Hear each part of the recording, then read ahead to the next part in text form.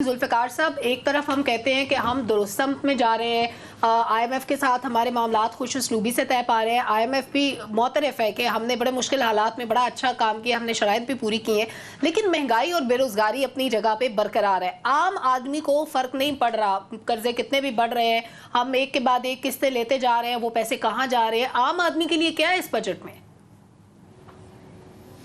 सलमा, देखें, आपने एक 76 साल सियासी अमल भी देखा इस मुल्क के अंदर, उसमें गो के कुछ अरसा के लिए अमरीत भी रही, लेकिन जमहूरियत का हुसन जो है उसके रिजल्ट्स भी आपने देखे, 16 महीने के रिजल्ट्स भी देखे, 3.5 साल पीटीआई की गवर्नमेंट के रिजल्ट्स भी देखे, और अब चंद वुज़रा के साथ जो काकड़ साहब की गवर्नमेंट है इसके रिजल्ट्स भी आपने देख लिए। ठीक, ये बात दुरुस्त है कि हमें क्रेडिट देना पड़ेगा कि पाकिस्तान की इस्टेब्लिशमेंट ने गवर्नेंस के मॉडल को इम्प्रूव किया है, जिसको मैं हमेशा कहता हूं कि हर महकमे के अंदर जो माफियाज बैठे थे, जो इंक्रोचमेंट थी, उसको ख़त्म किया है और ख़त्म करने की पूरी तरह से कोशिश की, और कंप्रोमाइज्ड पॉलिटिकल लोग जो होते हैं अपने सिस्टम के अंदर, अपनी गवर्नमेंट्स के अंदर, उस तरह के इसमें कॉम्प्रोमाइज नहीं हुए।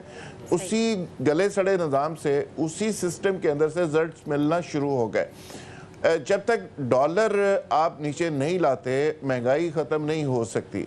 जब तक आप पाकिस्तान की इकॉनमी को रिवाइव नहीं करते, एक्सपोर्ट नहीं बढ़ाते, पाकिस्तान का टैक्स सिस्टम आप ठीक नहीं करते, आपकी पाकिस्तान की जो स्टेट की हालत है, पाकिस्तान की स्टेट कमज़ोर है, पाकिस्तान के बहुत से माफियाज तगड़े हैं, वो स्टेट को भी आंखें दिखाते हैं, बहुत सारे बिजनेसमैन ऐसे हैं जो स्टेट से भी अपने आप को बड़ा समझते हैं, कुछ पॉलिटिकल लोग ऐसे हैं जिनकी ज़िद और जिनकी अना इस मुल्क से भी बड़ी हो गई है। अब वो इन हालात के अंदर स्टेट अगर कॉम्प्रोमाइज्ड होगी तो उसका नतीजा यही निकलेगा, आम आदमी उसमें पिसेगा। जिस शख्स का बिजनेस है और बिजनेस मार्केट के अंदर है और वो सियासत के ऊपर बैठा हुआ है, आप कैसे समझ सकते हैं कि वो उस पर कॉम्प्रोमाइज नहीं करेगा और अपने मफादात नहीं समेटेगा? बिल्कुल ठीक है, आपका पॉइंट ऑफ व्यू आ गया जुल्फ़िकार साहब, लेकिन एक बात मैं ऐड कर दूं कि माफियाज अभी इस वक्त में इस मुल्क से, रियासत से तगड़े नहीं है।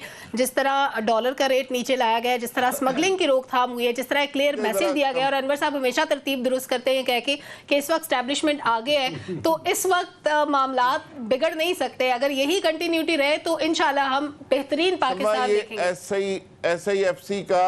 एसआईएफसी का जो प्लेटफॉर्म बना है, अब माफियाज और कुछ लोग मिलके और ब्यूरोक्रेसी के अंदर बैठे हुए लोग वो उस पे भी तनकीद करना शुरू हो गए हैं, क्योंकि उस प्लेटफॉर्म से रिजल्ट्स मिलना शुरू हो गए हैं। बिल्कुल ठीक है, बहुत से लोगों को ये रिजल्ट्स हजम नहीं हो रहे, का हजूम है, और उसी तरह ये कौम पूरी ऑपरेट कर रही है। जिस तरह लाहौर के अंदर स्मोक के मामले में चीजें चल रही हैं, आप उसकी कहानी सुने तो आप परेशान हो जाए कि अभी तक, आज मुझे एक बड़े जुम्मेदार शख्स हाई कोर्ट लेवल के बता रहे थे कि अभी तक फेडरल गवर्नमेंट या सूबाई गवर्नमेंट को पता ही नहीं कि स्मोक की असल रीजन है क्या। पूरा शहर बंद किया हुआ है।